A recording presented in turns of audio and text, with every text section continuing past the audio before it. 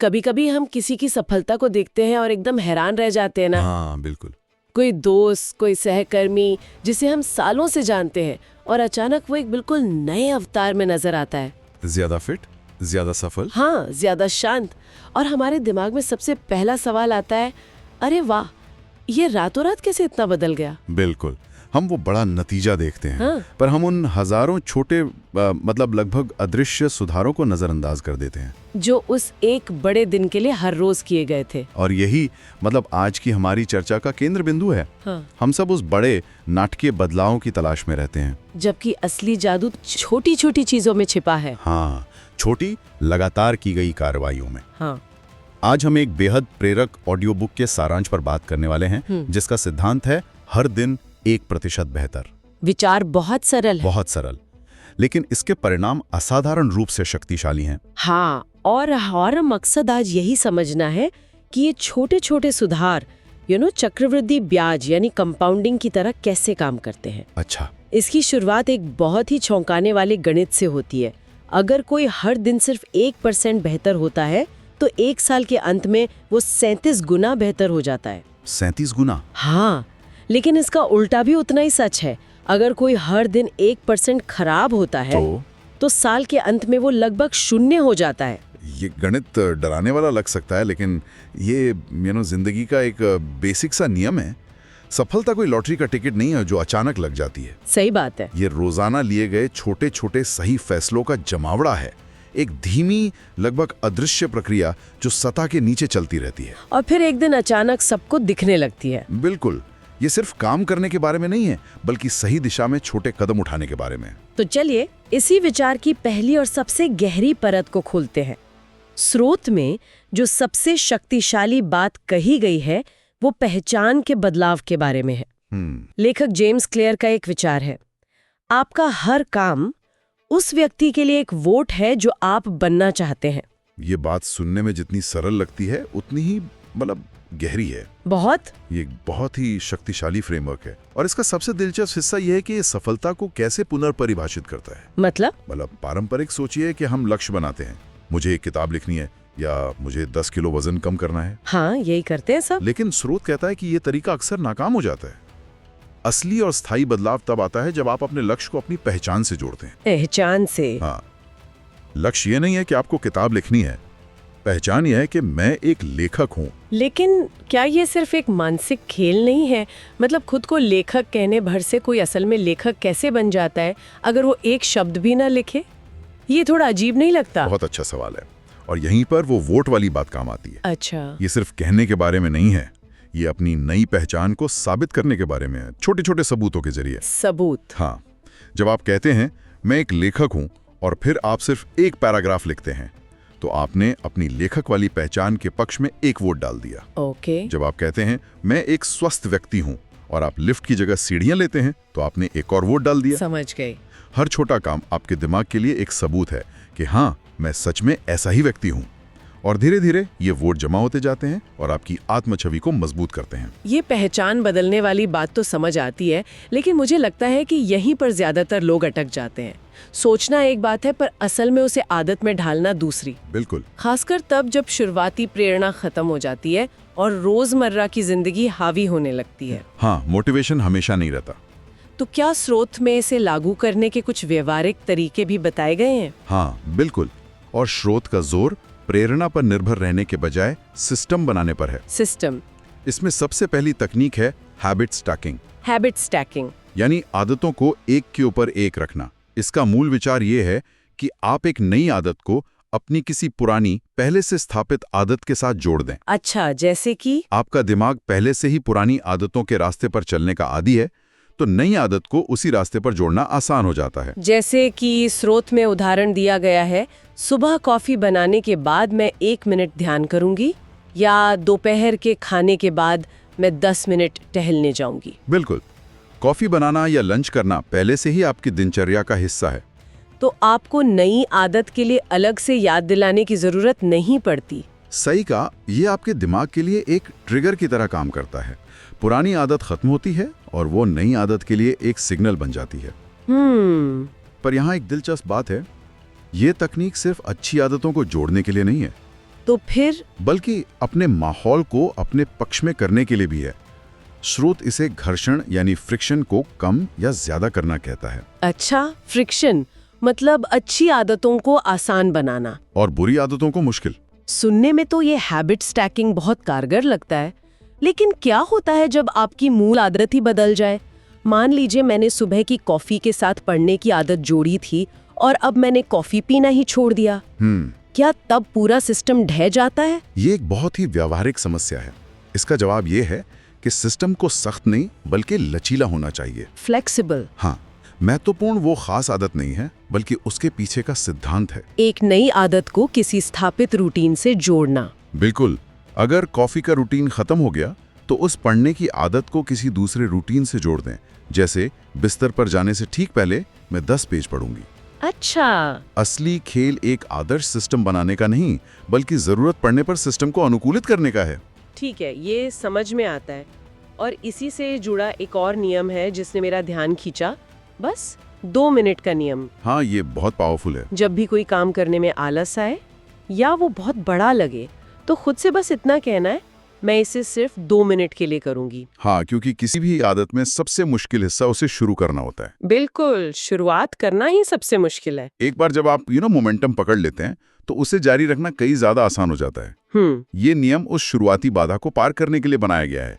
एक किताब पढ़नी है, ये इंटिमिडेटिंग लग सकता है। हाँ, बहुत। लेकिन एक पेज पढ़ना है, ये आसान है। पूरे कमरे को साफ करना है, ये थकाऊ लग सकता है। लेकिन सिर्फ एक कप उठाकर सिंक में रखना है, ये 2 मिनट से भी कम का काम है। तो असल में ये आलस को मात देने का एक तरीका है। मतलब आप अपने दिमाग को बड़े लक्ष्य से डराने के बजाय उसे एक बहुत ही छोटे नगण्य काम से बहला रहे हैं। हाँ, बिल्कुल। ये तो लगभग एक मानसिक हैक जैसा लगता है। हाँ, आप इसे हैक कह सकते हैं, लेकिन ये मनोविज्ञान पर आधारित है।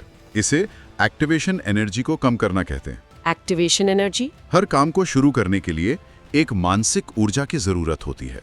2 मिनट का नियम इस ऊर्जा की जरूरत को लगभग शून्य कर देता है। अच्छा। और अक्सर होता यह है कि जब आप 2 मिनट के लिए शुरू करते हैं तो आप खुद को 5 या 10 मिनट तक काम करते हुए पाते हैं। हाँ, होता है ऐसा। गति अपनी ऊर्जा खुद पैदा करती है। ठीक है, तो हमने पहचान बदल ली, आदतें बनाने के लिए हैबिट स्टैकिंग और 2 मिनट रूल जैसे सिस्टम भी बना लिए। लेकिन फिर भी एक ऐसा दौर आता है जब हम रोज मेहनत कर रहे होते हैं पर कोई नतीजा नहीं दिखता। हाँ, और ये बहुत ही निराशाजनक होता है। स्रोत में इसे एक बहुत ही दिलचस्प नाम दिया गया है, अव्यक्त क्षमता का पठार, the plateau of latent potential. हाँ, और यही वो फ्रस्ट्रेशन जोन है जहाँ ज्यादातर लोग हार मान जाते हैं। बिल्कुल। आप महीनों से जिम जा रहे हैं पर वजन का कांटा हिल नहीं रहा। आप रोज अपने बिजनेस पर काम कर रहे हैं पर आय नहीं बढ़ रही। या कोई नया कौशल सीख रहे हैं और लगता है कि कोई इम्प्रूवमेंट ही नहीं हो रही। बिल्कुल। ऐसे में ये सोचना बहुत स्वाभाविक है कि मेरी सारी मेहनत बेकार जा रही है। बिल्कुल। और यहीं पर स्रोत में पानी गर्म करने की एक बहुत ही शक्तिशाली उपमा दी गई है। मान लीजिए आपके सामने बर्फ का एक टुकड़ा है जो -10 डिग्री पर है। आप उसे गर्म करना शुरू करती हैं, -5, -2, 0 डिग्री। 0 डिग्री पर पहुंचकर भी वो बर्फ ही है। कुछ नहीं बदला? कुछ नहीं। फिर आप और ऊर्जा देते हैं, तापमान 20, 50, 90, 99 डिग्री सेल्सियस तक पहुंच जाता है और कुछ नहीं होता। वो बस गर्म पानी है। हाँ, लेकिन जैसे ही वो 100 डिग्री पर पहुंचता है, बूम, भाप बन जाता है। हाँ, उसका रूप, उसकी प्रकृति, सब कुछ बदल जाता है। यहाँ जो समझने वाली बात है वो ये है कि सारा बदलाव उस 1 डिग्री में नहीं हुआ। सही। वो बदलाव उन सभी डिग्रियों का नतीजा था जो 99 तक जमा हुई थी। विकास अक्सर अदृश्य होता है जब तक कि वो एक महत्वपूर्ण सीमा को पार न कर जाए। तो सफलता उस भाप की तरह है। बिल्कुल। जब तक आप उस महत्वपूर्ण बिंदु तक नहीं पहुंचते तब तक आपको लग सकता है कि कुछ नहीं हो रहा, लेकिन असली परिवर्तन सतह के नीचे हो रहा होता है। लेकिन यह कहना आसान है कि प्रक्रिया पर भरोसा रखो। बिल्कुल। जब हफ्तों या महीनों तक कोई नतीजा न दिखे तो दिमाग को यह कैसे समझाया जाए कि मेहनत बर्बाद नहीं हो रही है? क्या स्रोत इस मानसिक चुनौती से निपटने के बारे में कुछ कहता है? जरूर। स्रोत इस बात पर जोर देता है कि आपको परिणामों से अपना ध्यान हटाकर प्रक्रिया पर लगाना होगा, प्रोसेस पर। हाँ, आप ये नियंत्रित नहीं कर सकते कि आप 1 महीने में कितना वजन कम करेंगे, लेकिन आप ये नियंत्रित कर सकते हैं कि आप हफ्ते में कितनी बार जिम जाएंगे। अच्छा। तो अपनी सफलता को परिणामों से न मापें बल्कि इस बात से मापें कि आप अपने सिस्टम का कितनी अच्छी तरह पालन कर रहे हैं। क्या मैंने आज वो काम किया जो मैंने करने का वादा किया था? एग्जैक्टली। अगर हाँ, तो ये एक जीत है, भले ही नतीजा अभी न दिखे। प्रक्रिया पर ध्यान केंद्रित करने से निराशा कम होती है और आप लंबे समय तक टिके रहते हैं। तो अगर हम इस पठार को पार करने में कामयाब हो भी जाते हैं, तो भी रोजमर्रा की जिंदगी में छोटी छोटी चीजें होती हैं जो हमें पीछे खींच सकती हैं। मुझे लगता है कि स्रोत में इन्हें 1% डेली जहर कहा गया है, डेली पॉइजन्स। हाँ, 1% बेहतर बनने की प्रक्रिया में जितना जरूरी अच्छी आदतें जोड़ना है, उतना ही जरूरी इन जहरीली आदतों को हटाना भी है। मतलब ये एक दो तरफा प्रक्रिया है। बिल्कुल, सुधार और बचाव। स्रोत में कुछ ऐसी आदतों की सूची है जो धीरे धीरे हमारी ऊर्जा और आत्मविश्वास को खत्म कर देती हैं। जैसे कि अपनी तुलना दूसरों से करना, सबसे बड़ा जहर। गपशप करना, बहुत ज्यादा सोचना, ओवरथिंकिंग और नकारात्मक लोगों के आसपास रहना। इनमें से अपनी तुलना करने वाली आदत आज के सोशल मीडिया के दौर में शायद सबसे ज्यादा खतरनाक है। बिल्कुल है। हम लगातार दूसरों की जिंदगी की हाईलाइट रील देख रहे होते हैं और उसकी तुलना अपनी रोजमर्रा की सच्चाई से करते हैं। बिल्कुल, ये एक ऐसा खेल है जिसे आप कभी जीत नहीं सकते। स्रोत का तर्क यह है कि हर बार जब आप अपनी तुलना किसी और से करते हैं तो आप अपनी मानसिक ऊर्जा उस दिशा में खर्च कर रहे होते हैं जहां पर आपका कोई नियंत्रण नहीं है। सही बात है। इसके बजाय अपनी तुलना कल के खुद से करें। क्या मैं कल से 0.1% भी बेहतर हूं? यही एकमात्र तुलना है जो मायने रखती है। हाँ, इसी तरह गपशप या शिकायत करने से आपको पल भर की संतुष्टि मिल सकती है, लेकिन लंबी अवधि में ये आपके दिमाग को नकारात्मकता के लिए प्रशिक्षित करता है। तो इन छोटे छोटे जहरों को पहचानना और उनसे बचना उतना ही जरूरी है जितना एक ग्लास अतिरिक्त पानी पीना। हाँ, बिल्कुल। ये बहुत जरूरी बात है। लेकिन जीवन में उतार चढ़ाव तो आते ही हैं। ऐसा दिन जरूर आएगा जब आदत छूट जाएगी, प्रेरणा खत्म हो जाएगी और आप कुछ ही नहीं कर पाएंगी। आता है, सबका आता है। ऐसे में क्या करें? यहाँ पर स्रोत लचीलेपन यानी रेजिलियंस का एक बहुत ही महत्वपूर्ण नियम बताता है। हाँ, और वो नियम है, कभी भी 2 बार न चूकें। Never miss twice. ये नियम पूर्णता के बोझ को खत्म कर देता है। इसका सार ये है कि गलतियां होंगी। आप एक दिन जिम नहीं जा पाएंगे, आप एक दिन अपनी डाइट तोड़ देंगे, आप एक दिन लिखने के लिए नहीं बैठ पाएंगी। बिल्कुल, ये सामान्य है। हम इंसान हैं, रोबोट नहीं। ये सुनकर थोड़ी राहत मिली, क्योंकि वो ऑल और नथिंग वाली सोच बहुत भारी पड़ती है। बहुत ज्यादा। एक दिन चूकने पर ऐसा लगता है कि चलो अब तो सब बर्बाद हो ही गया, और फिर उस अपराध बोध में हम पूरी आदत ही छोड़ देते हैं। एकदम सही। और यही वो जाल है जिससे ये नियम हमें बचाता है। महत्वपूर्ण बात ये नहीं है कि आप कभी ना गिरें, बल्कि ये है कि आप गिरने के बाद कितनी जल्दी उठते हैं। बिल्कुल। अगर आप आज चूक जाते हैं तो बस ये सुनिश्चित करें कि आप कल फिर से शुरू करें। एक बार चूकना एक दुर्घटना है, और 2 बार लगातार चूकना एक नई और बुरी आदत की शुरुआत है। अच्छा, निरंतरता का मतलब पूर्णता नहीं है। इसका मतलब है लगातार वापस पटरी पर आना। असली लड़ाई एक दिन चूकने की नहीं, बल्कि उस चूक को हफ्तों और महीनों तक जारी रहने देने की है। तो कुल मिलाकर जो मुख्य संदेश निकल कर आ रहा है वो ये है कि बड़ा बदलाव कोई एक दिन की जादुई घटना नहीं है। ये छोटे दैनिक विकल्पों का एक लंबा और धीमा संचय है। ये इस बात पर निर्भर करता है कि आप खुद को किस तरह का इंसान मानती हैं, उस पहचान को साबित करने के लिए आप क्या सिस्टम बनाती हैं, और परिणाम ना दिखने पर भी आप कितनी देर तक धैर्य रख पाते हैं। हाँ, बिल्कुल। असली खेल गति का नहीं, दिशा का है।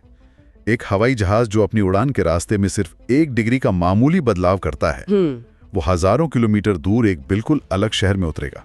आज का आपका 1 डिग्री का बदलाव भविष्य में एक बहुत बड़ा परिवर्तन लाता है। वाह। आपका भविष्य आपके दैनिक आप द्वारा ही बनाया जा रहा है, उन छोटे छोटे विकल्पों से जो आप हर पल ले रहे हैं। चाहे वो एक पेज पढ़ना हो या 10 मिनट के लिए रील स्क्रॉल करना हो, हर चुनाव एक वोट है। तो इस सारी बातचीत को समेटते हुए हम अपने श्रोताओं के लिए एक अंतिम विचार छोड़ना चाहेंगे जो सीधे स्रोत से आता है। जरूर। स्रोत में भविष्य के आप यानी फ्यूचर यू की एक दृष्टि बनाने का जिक्र है।